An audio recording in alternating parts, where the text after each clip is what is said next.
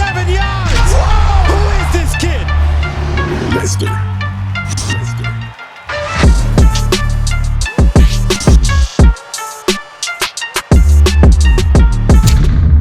Welcome to the Steve Weatherford Show. I could not be more excited to have Bedros Keuilian right now, and honestly, like, there's so many things in order to become a high achiever that I share, and I've shared my friendship with you quite a bit, but a lot of people don't realize kind of the magic formula or the secret to my success to take myself from, being not necessarily an industry leader, but being somebody who transitioned from professional football really well into a 7-figure business. But what's the secret sauce or the magic formula behind that? And honestly, it's creating friendships with people like you. And I could not be more excited to have you on the show. Well, thanks, brother. I appreciate you having me, man. Dude, yes, sir.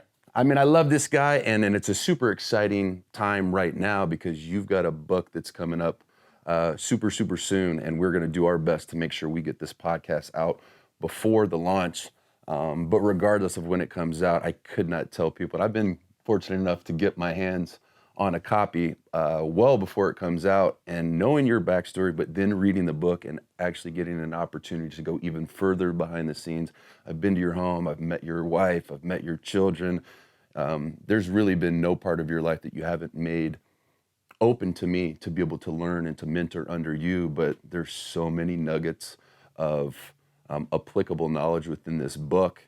And before we really dive into that, let's tell people that are listening to the show that have no idea what Bedros Keuilian is, what he's about, what he does. I'm the immigrant edge and the American dream. I mean, that's the best way I can describe myself, right? And going back to what you said earlier, I appreciate the accolades you give me and the credit you give me, but the thing you have is that you are not allergic to hard work. And it doesn't matter whether it's on the NFL football field or if it's in entrepreneurism, or if you decide that, if you, Steve Weatherford, decide that you're going to be an astronaut, you will make it because you have no allergies to hard work.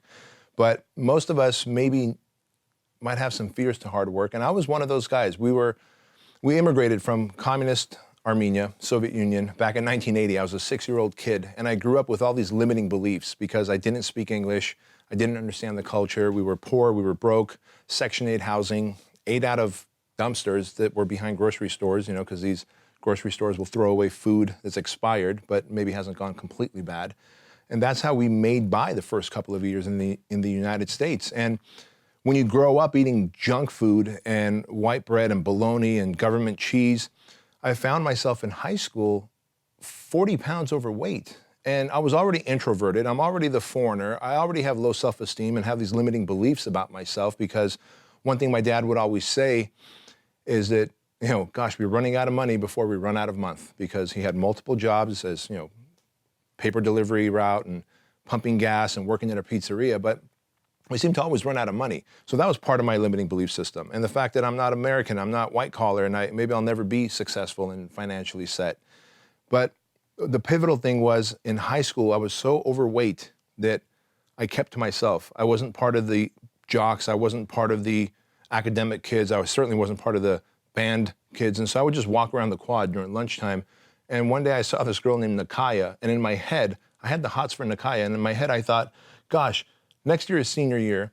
And how great would it be if I could ask Nakaya to the prom? She didn't even know that I existed. Yeah. But I decided that I was going to figure out how to lose this 40 pounds of fat so that my thought was that if I came back senior year fit and more athletic looking, that I would have more confidence and I can ask her to the prom and she would say yes. I had this perfect picture in my head. Well, I did work out all summer and I did learn to eat better and I read every muscle magazine and made every mistake, but came back leaner and more athletic looking. But I still had low confidence and not enough confidence to ask her to the prom. But that changed my trajectory in life. And I decided after high school that I wanted to be a personal trainer. And I just wanted to help one more person achieve the outcome that I achieved through fitness and, health and self-esteem improving because my body changed. That one person became 3 and 4, and that became owning, 5 gyms throughout San Diego, right where you live. North County, San Diego, in fact, is where I had my gyms, small personal training gyms. And then you fast forward a decade, and here we are now. I'm the founder and CEO of Fit Body Boot Camp, one of the largest fitness franchises out there with 700 locations and growing every day. 700 locations, in addition to having 6 other businesses, in addition to, I don't want to say having your hand in the cookie jar, but like, let's say another 50 relationships that you have that are very similar to mine, where you actually don't benefit any hard currency from the relationships that you create, that you nurture, that you help evolve. But, very similar to me, there's nothing that I own that I have access to, whether that's relationships or currencies or experiences, that I don't make available to you, because you have so selflessly invested into the success, not just of my business, but of my family and my marriage.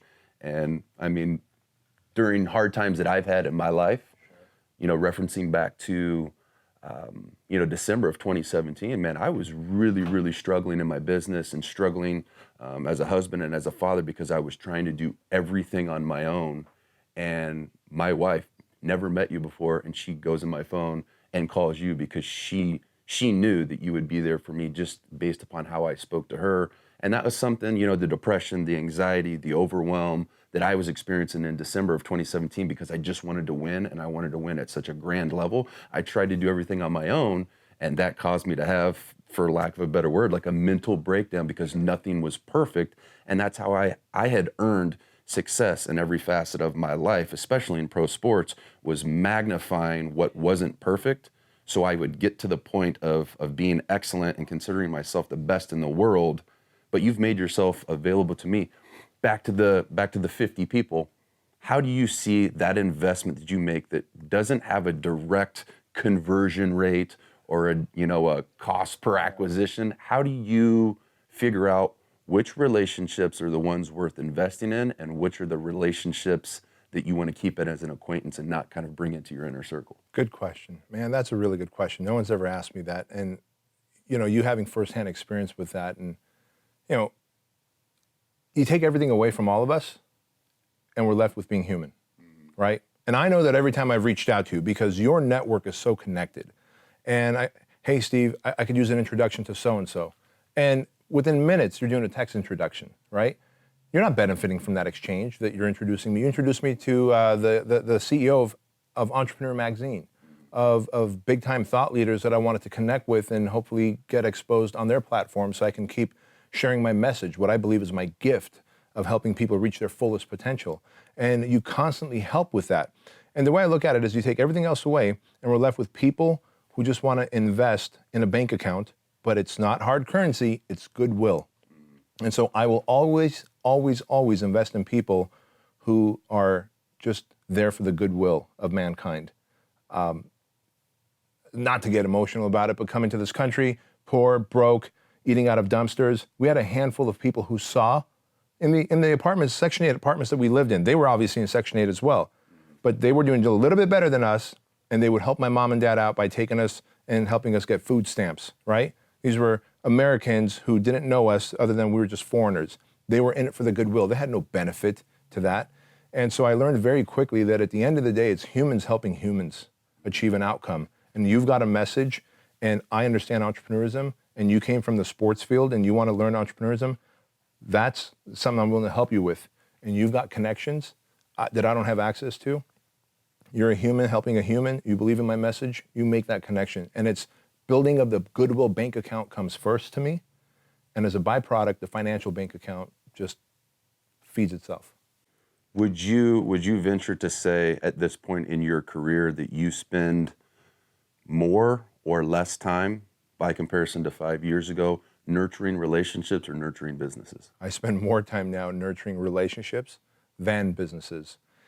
Unfortunately, we have it backwards, and I did too. 5 years ago, even 10 years ago, even more. Like, I've just got to hustle. And you certainly have to put the work in. And I certainly am not allergic to hard work either, to the detriment of I've taken away from my family, my wife, time, and I call it time theft, that I can't ever return that time back. But I thought that I need to work harder on my business. And truly you do, but there's times that if you just nurture a relationship, a friend can show another friend, hey, you don't have to figure out how to get traffic on Facebook. Here's an expert who buys traffic, and you just have to figure out how to pay him to buy the traffic for you. And by paying him, you're really buying back time to spend with your wife and kids. And that's a lesson I can pass along to you. You're buying back your time, right? Now, I could spend days and hours trying to figure out how to get to the CEO of Entrepreneur Magazine, and I could steal time from my wife and kids and my business to get to him, or I can ask a friend, and with one text message, you made that connection. But it goes back to goodwill. But I spend more time today nurturing relationships and helping friends than helping my business. And as a byproduct, my business grows, and so does the business of my friends. So from the start of Fit Body Bootcamp was in 2000? 2010, we launched it as a licensing program, kind of similar to CrossFit. In 2012, we became a legitimate franchise, and it's been just this hockey stick of growth. So 24 months from pretty much founding it to 2012 and becoming a franchise, like a franchise that makes money between 2012 and 2008. So you're talking 6 years. Now you have 700 locations. Yeah, and we're adding an average of 20 locations per month, which blows me away. I figured out the secret of leadership, and that's what I share in this book, Man Up.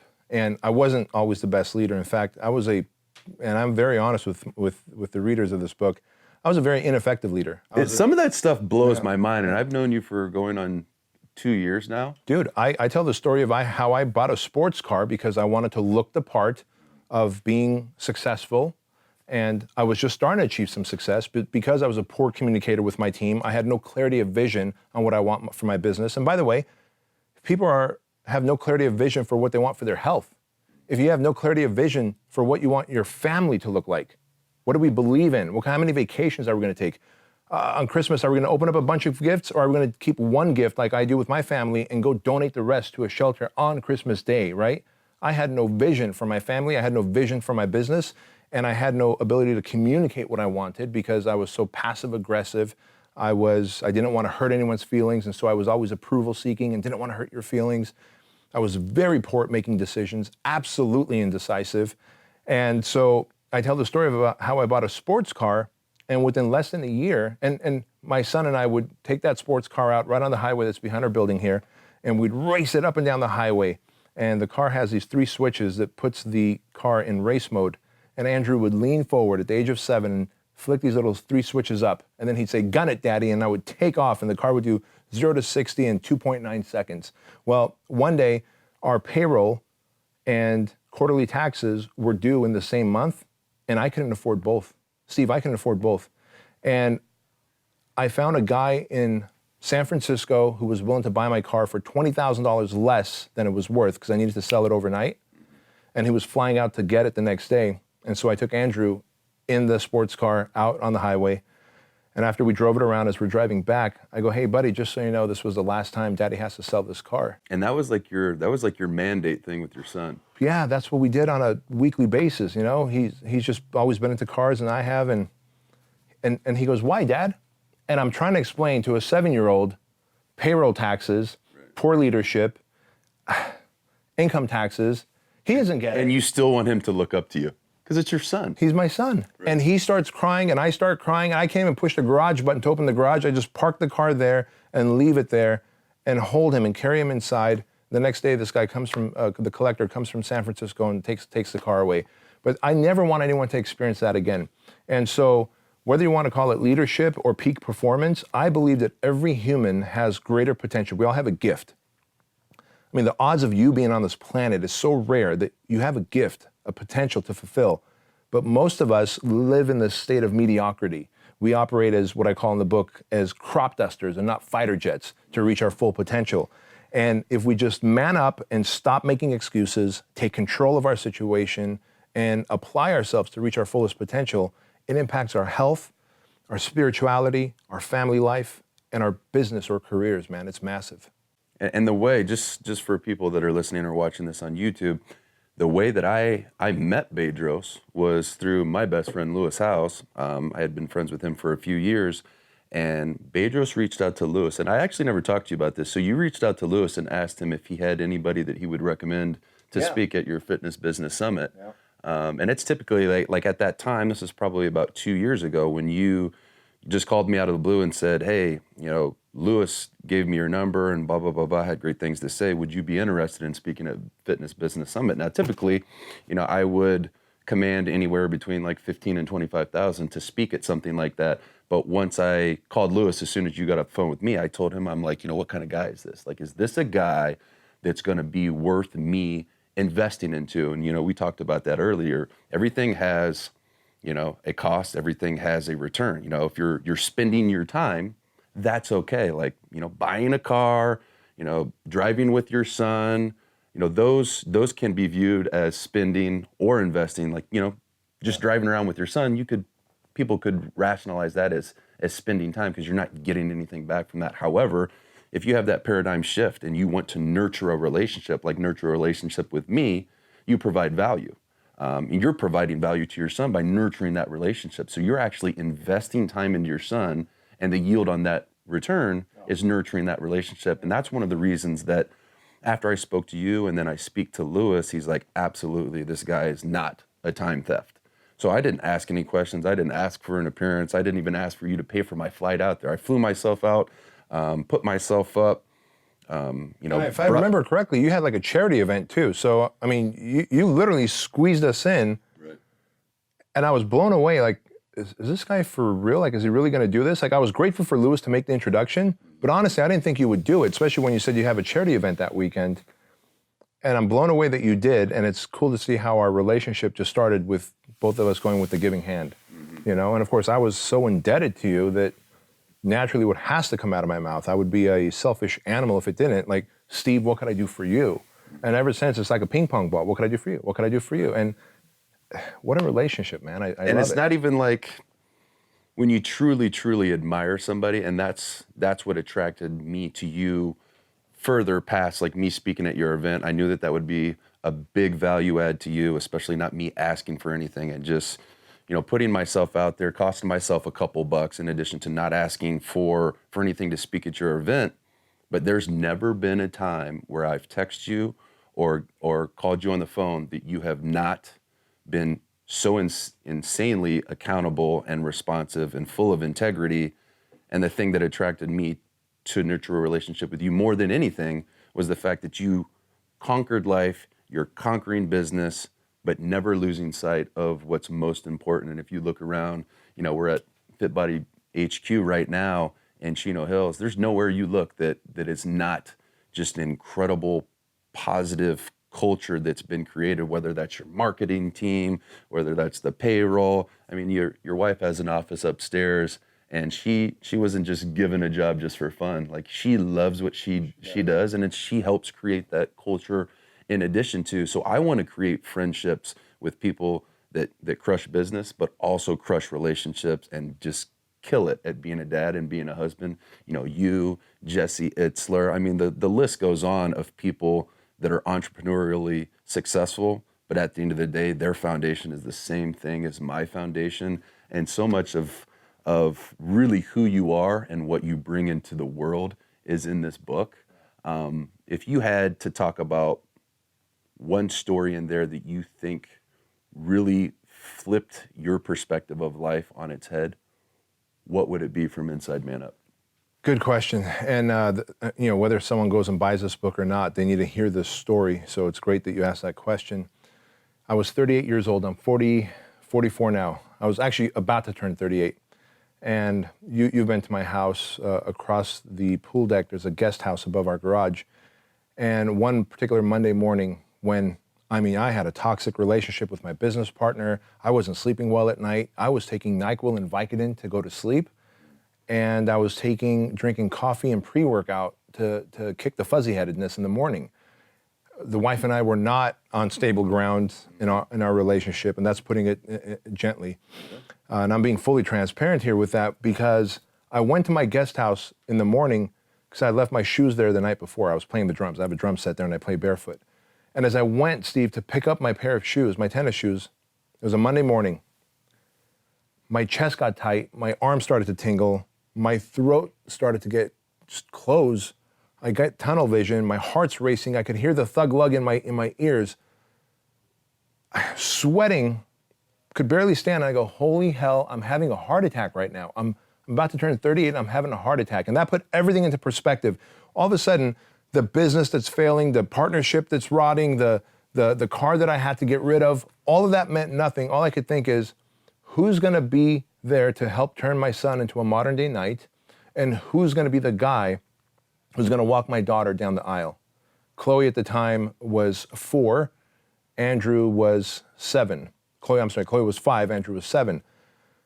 That's all that was running through my mind. And all I could do is let me get down the staircase, across the pool deck, and maybe, just maybe, my wife will see my limp body on the ground on the pool deck, call the ambulance to resuscitate me in time. Something happened. I don't know what it was, God's intervention or simply the fact that the cold air just hit. Something happened, and I realized in that moment that I could breathe again. The tingling went away. And I thought I cheated a heart attack. The next day, my wife and I go to the doctor, and I go, hey, I think I had a heart attack, and I think I cheated it. Like, help me. And after doing the whole EKG test and the gamut of tests, they go, you had a massive anxiety attack, and there's more to come, and they will lead to a heart attack, and you may be dead if you don't fix the problems that's causing the anxiety attack. That's when the work began. And I said those 5 words to myself, it's time to man up, and I had to say that. It was a call to action. It was a call to arms to myself. Because when I said it's time to man up, I had to go have that uncomfortable conversation that I'd put off for years with my business partner. I had to figure out clarity of vision with my team, to get my team on board, my employees on board with our business. I had to get my wife on board with what I'm doing with the business and make a promise to her and keep the promise that give me 1 more year of grinding, and you won't have the husband who comes home at 11, 12 o'clock at night and who wakes up before you. Give me 1 more year and I'll make things right. And I did, but it's time to man up. And people ask me, well, what does man up mean? Can we woman up? We human up. Man up is about becoming, humans are top of the food chain. We talk about mankind. It's really human up to your higher potential. And I had to say those 5 words to myself. It's time to man up. And it's time to man up at a time. I embraced my leadership, had the conversations, became more decisive, got clear on my vision, built a high-performing team, and went from being emotionally reactive, Steve, to a responsive leader. And that was the shift that took me from a failing franchisor to now a franchise that's on Entrepreneur's List, top 500 franchises on the planet. So how do you do all of this? Because I created my personal brand, I created my business, I created the success that I've had post-NFL through social media. You kind of did yours backwards. You didn't really join Instagram until... Year and a half, maybe 2 years. I was going to say a year and a half ago. And your Instagram's exploding. Your content is sensational. How did you build that kind of the backwards way? Was it relationships? Was it education? Was it relationships that mentored you the way that you're mentoring me? Good question, yeah. I had friends, one of my first personal training clients, he says, he was an entrepreneur. See, when you're a personal trainer, remember I lost all that weight and became a personal trainer. And on Monday mornings, I would show up either late or extremely tired to his personal training session. His name was Jim Franco, and he owned an automotive software company, a software company that served the automotive industry. And he called me kid, because he was in his 60s and I was in my early 20s. He goes, kid, what's the matter with you? Why are you so tired? Oh, Jim, you don't understand. Fridays, Saturdays, Sundays, I'm also a fry cook at Disneyland, and I work as a bouncer just to make ends meet because I don't have enough personal training clients. And I was just talking to him like I was just like talking to like a friend, because I trained him 3 days a week and for almost a whole year, but he was one of like 4 clients, and I needed at least 10 more to make it a full-time career. And I remember thinking to myself, and I was just like kind of just vomiting at the mouth to him. I go, Jim, I don't know any doctors who have 2 side jobs to make ends meet. I don't know any cops. I don't know any lawyers who have 2 side jobs. I'm a professional personal trainer. I have 2 side jobs, and I come here tired because I left the bar at 2 a.m. as a bouncer, and it's 5 a.m. and I have to train you. And I'm just gushing, and he goes, I'm gonna fix your problems. And the next day he shows up with a cassette tape. I mean, talk about coming with a giving hand and filling a Goodwill bank account. The man was paying me to personally train him, and now he's coming to me with a cassette tape of Tom Hopkins. And of course, I was so closed-minded. He goes, listen to this tape, and you're gonna learn how to sell more, because I see how many people you let walk who need your personal training services. You're gonna save their lives, their health, probably their relationships, but you're letting them walk because you don't know how to sell your services. You don't know your own value. Okay, so of course I was closed-minded. I go, but this says real estate sales on it. Jim, Tom Hopkins, real estate. I'm not real estate, I'm personal. He goes, every time you hear real estate, just in your head, hear personal training. Okay, Jim. And I went and I put on my headphones that night, listened to the cassette tape. The next day he shows up with Brian Tracy cassette tape. The next day with Dan Kennedy cassette tape. And Dan Kennedy led to Gary Halbert and Zig Ziglar and Tony Robbins. And before you know it, I'm learning marketing and influence and persuasion. And all of a sudden, Jim Franco, who is paying me money to personally train him, is mentoring me for free. And he was the reason I built my first personal training gym and then added 4 more to it.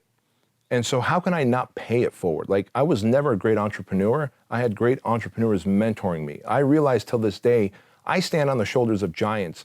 When you come to the headquarters and you have hundreds of thousands of followers and you take a picture with me and then you tag me and all of a sudden I gain several hundred or several thousand followers, and you did that, Lewis did that, Andy Frisella, Ed Milet. I am standing on the shoulders of giants right now because I came to Instagram a year and a half ago and I was literally I had learned how to be an entrepreneur, so I was buying traffic. Because I came to Instagram as customers, but I didn't know how to use social media. Create that personal brand. Yeah, I didn't know what personal brand was. I mean, people knew Fit Body Bootcamp, but they didn't know me, right? And now that you guys have allowed me access to tap into your communities, holy cow. And there's a great saying, and I should have put this in the book and I didn't. And the saying goes, never drown the man that taught you how to swim, And I can list off 25, 35, 55 people in my life, and you being one of them, Craig Ballantyne, our friend, being another, Lewis House being another. You guys have taught me how to swim in areas that I was not good at. And I am forever indebted, and I will always come with service and gratitude. And when I do, I will fill up that Goodwill bank account first, and the financial bank account will take care of itself. I feel like when you're describing that story to me about your personal training client that ended up bringing more value into your life and really kind of taking the self-perceived limitations that you had on your own life and turning it into, he was mentoring you, like being halfway through Man Up right now. I've had the book for about a week and a half. I feel like you took all those cassette tapes that he gave you by mentoring you and put it into a book. And now this is like your value add to society, because I mean, at the end of the day, you could sell 1 million copies of these and it's not even going to come close to matching what you've built up until this point. So I know that this is not a financial move for you. It's not a personal branding move, because knowing you personally, I know that this is your way of being a value add to millions of people without having to get off of the couch, because you put the sweat equity in and all of your life experiences, all the things that have worked well for you. And a lot of your, I don't want to say failures. They were failures. You could say failures. They were. But if you learn from them, they were lessons. They're lessons, So like, I look back at your life and all the things that you've described to me and all the things that I didn't know that I'm reading in this book. And it's like your entire life, you've been winning or you've been learning. And it's so motivational for me, because so many people are going to read this book and realize that they're playing the game of life completely wrong by pursuing the wrong things first in order to get the secondary things, which honestly, if you go secondary by just giving, you're going to level up so much faster. And it's like, I'm super humbled to hear you say, like, I stand on the shoulders of giants, and then referring to me. But at the end of the day, I never utilized your relationship to become the best in the world at playing football, but I have stood on your shoulders in order to elevate my business acumen, in order to learn how to do ClickFunnels and email marketing and sequences. And I've always been great at making relationships, but learning how to make those relationships benefit me, because I've always been great at providing value, but not so good at receiving it. Like your humility to be as successful as what you've done, and then just give and give and give to the point where it almost hurts. Where do you draw the line? And man, I've provided so much value to this person and they never necessarily like volunteer to help me back. Like, what is your point of no return with somebody? Good question. I have this wacky little rule, and it's going to sound so cliche to say, but I truly do give without expectation. I know. I've been receiving that for quite some time. I'll tell you why. Whether you did something with it or not, and obviously you did, and you have a very successful business, and you help impact so many people's healths and lives, and through supplements in your programs. Whether you took that advice or not didn't matter to me. truthfully. I hope that you did because I know you have a bigger purpose. I give with that expectation because if I don't, I will go into the darkness, man. I will go into the darkness. Like I will find, if I'm not helping others, alcoholics, right? When you go to AA, they assign you a sponsor. They assign you a sponsor, not so for that sponsor to hold you accountable, but that sponsor has to stay sober to be able to hold you accountable when you call in a panic. The drunk is actually holding the sponsor accountable. Like be sober all the time so that when this guy falls off the wagon, you can help him. By helping so many people around me, I'm doing the most selfish thing on the planet, which is to help myself, distract myself in a positive way so that I don't go into the darkness and self-sabotage because that is hard-coded in me. I allude to some of the things that happened to me as a kid that left scars on me, and no one leaves this life unscathed, but I was molested by 2 older boys between the ages of 4 and 5 in Armenia. We came here and, imagine being yelled at and threatened and your brother and sister being beat up in front of you. Go back to your own effing country, you foreigner. And I'm not saying any of that. I don't want people to feel sorry for me. Like, those are my reasons why I'm so driven. But I do have some rage and a chip on my shoulder and fire in my belly. And if I can channel that for good by serving, great. If I don't, I will truly self-destruct and go into the darkness. And that's not fair to my wife and kids and to the potential that I know that I have, the gift that I have to make an impact. Who is Man Up written for? Man Up is really written for any man or woman who knows that they have a gift within them. They're not reaching their fullest potential in their health, in their business or career, or in their relationship, in those 3 areas. And this is the book that will call them out, that will help them overcome every excuse, that will force them to take accountability and control, and that will show them exactly how to rise to their potential. Where can people find you on social media? Instagram.com, at Bedros Keuilian, Twitter at Bedros Keuilian, Facebook, etc. And of course, at manup.com. Manup.com is a book. When's it come out? The book comes out September 18th. And Why is that date special? September 18th is a very magical date for me because even though the book comes out September 18th, that day I will be celebrating my son's 13th birthday. It's a transition of going from a young man into a man. And I'm actually taking him next weekend. Special though. Yeah. It's like Man Up comes up on the day that technically, you become a teenager. Yeah. You're a man at that point. You got hair on your peaches and you're ready to go into high school. You know That's what I mean? right. Oh man, he's growing so quickly. And you know this. He could not be a sweeter kid though. Thank you. Thank you. Like he's a sweet kid. His heart is sweet. He's a gentle guy. And so to me, the book, even though officially it comes out September 18th, I will celebrate my son's birthday on the 18th, and on the 19th, I will promote Man Up aggressively like I have been doing so all this time. I mean, think about that for a minute. I mean, for everybody that's watching this on YouTube or listening on a podcast, that's like not being a man of your word. That's like living what you say. Like you're helping people level up their life and man up or human up in any other facet of their life. But then here you are because you've put years into this book. Years. Yeah. I mean, it's been 5 or 6 years that you've been like passively working on it, but in the last year? Even the last 3 years where I've just been writing it. So for over 5 years, I had the idea of it, and the last 3 years of writing it. I mean, to write, anyone's got an ambition to write a book, I'm telling you, it is not a vehicle to money. Every now and again, Harry Potter, sure, was a vehicle to money. It obviously became an amazing. Could have known that, though. Right, exactly. Yeah. But this has cost me money. This has probably taken time off my life because it is so stress-inducing.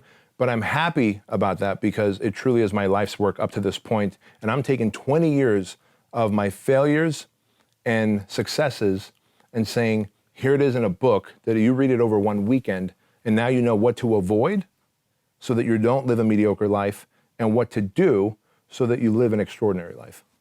All right, so that's September 18th. As a man of his word, he's not even going to promote something he's worked literally years on. You've got your own podcast. Let's tell our listeners, because I know we've got to shut this down. We're at a mastermind right now in Chino Hills, and we've got a room of about 20 people that are waiting on you to go back in there and facilitate it.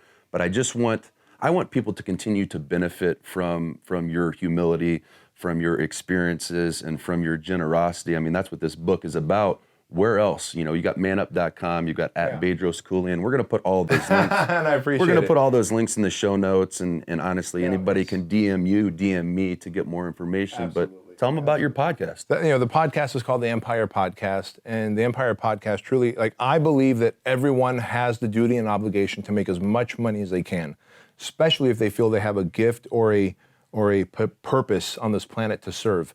Because I make so much money now, I have 97 kids adopted through Compassion International. And when I think about that number, I cringe because it needs to be 1,000 and I can't get there fast enough. And I need money to be able to adopt 1,000 and not just 97. We've donated over 7 figures, over $1 million to Shriners Children's Hospital. That was a hospital that if it was around in the 80s near us when I needed it, because we didn't have medical insurance when I was a 6-year-old kid, I could have benefited from it. So now all I'm doing, I'm helping all these children's causes because I'm fixing myself as a kid. So I tell the world, when we sell a Fit Body Bootcamp franchise to someone, our salespeople tell them, you got to get on board with Fit Body Bootcamp. You got to become successful because Bedros needs your money because we need to help Shriners Children's Hospital, Toys for Tots, and Compassion International, and that stuff costs money.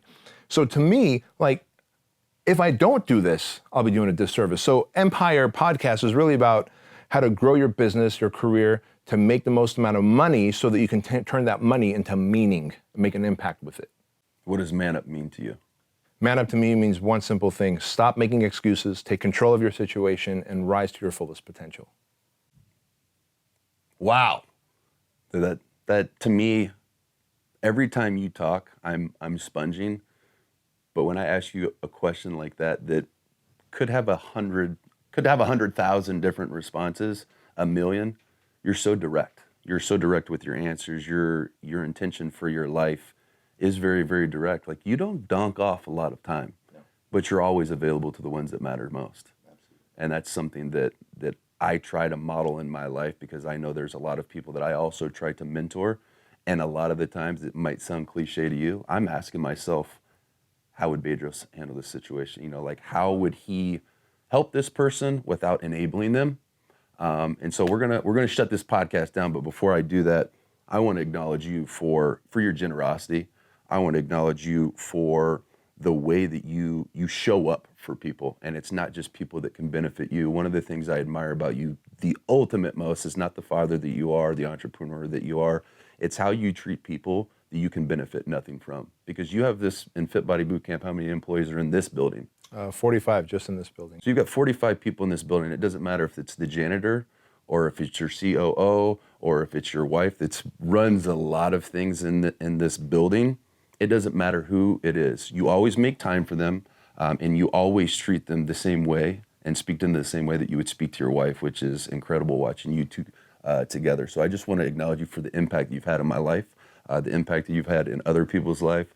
And I am so freaking thankful for you coming into my life and receiving that phone call from you about 2 years ago. And every time I see Lewis, I tell him thank you also, because when you asked him who he would recommend, it was my name, and you took action on that right away. You didn't try to sift through what kind of guy Steve is, because when Lewis said, he is this or he is that, you took it for the gospel, and you dove all in by providing value to me and an opportunity for me to be able to speak at Fit Body Bootcamp, and then our relationship has just flourished from there. So I love you, brother. I love you, brother. Hey, manup.com, at Bedros Keuilian, and Empire Mastermind. Yes, sir. Dude, go follow him, and don't do it to support him. Do it to support your family, and do it to support yourself, because at the end of the day, you're not playing this game for Instagram followers and Instagram likes and to sell a bunch of book. It's for the impact it's going to have on people's life. And a lot of people say that, but you freaking live it, man. Thank you, brother. Love you, brother. Down the field, Hollywood! Let me think about that one. 77 yards! Whoa! Who is this kid? Mister.